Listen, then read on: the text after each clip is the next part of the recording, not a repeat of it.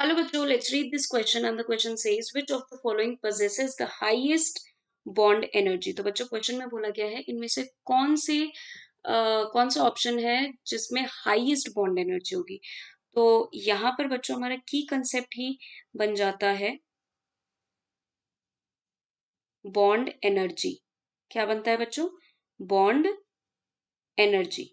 और bond energy जो है रिलेटेड होता है बॉन्ड स्ट्रेंथ। मतलब बेसिकली ये एक मेजर है for the bond strength of a chemical bond.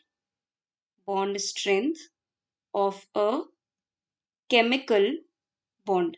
ठीक है।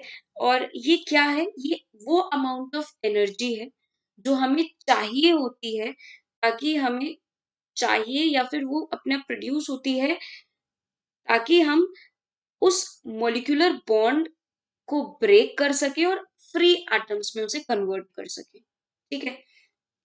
तो बात करें बॉन्ड एनर्जी की, तो डाउन द ग्रुप जनरली क्या होता है? देखिए, ऊपर की तरफ अगर किसी एक पर्टिकुलर ग्रुप की बात करें तो ऊपर की तरफ जो एटॉमिक साइज है वो छोटू सा होता है, एकदम छोटा होता है। तो इसका जो बॉन्ड लेंथ है वो भी छोटा होता है। ठीक है। फिर जैसे जैसे डाउन द ग्रुप जाते जाते हैं ये साइज बढ़ता जाता है, बॉन्ड लेंथ बढ़ता जाता है। ठीक है।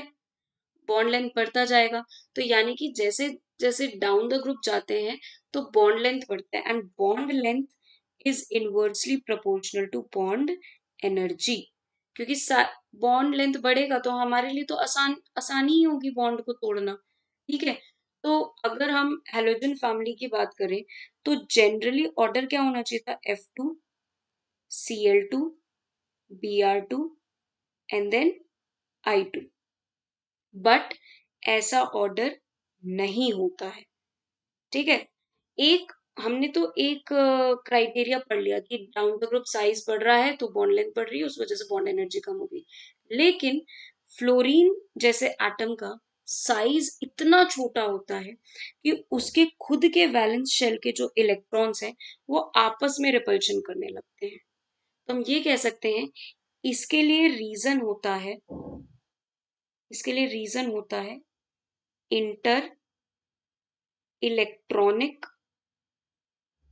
रिपल्शन। क्या होता है बच्चों? Inter electronic repulsion. तो इस वजह से ऑर्डर क्या आता है? Cl2 Br2 F2 and then I2। तो अब हाईएस्ट बॉन्ड एनर्जी किसकी हो गई बच्चों? Cl2 की हो गई। So correct answer will be option B. I hope all of you understood very well. Thank you and best of luck.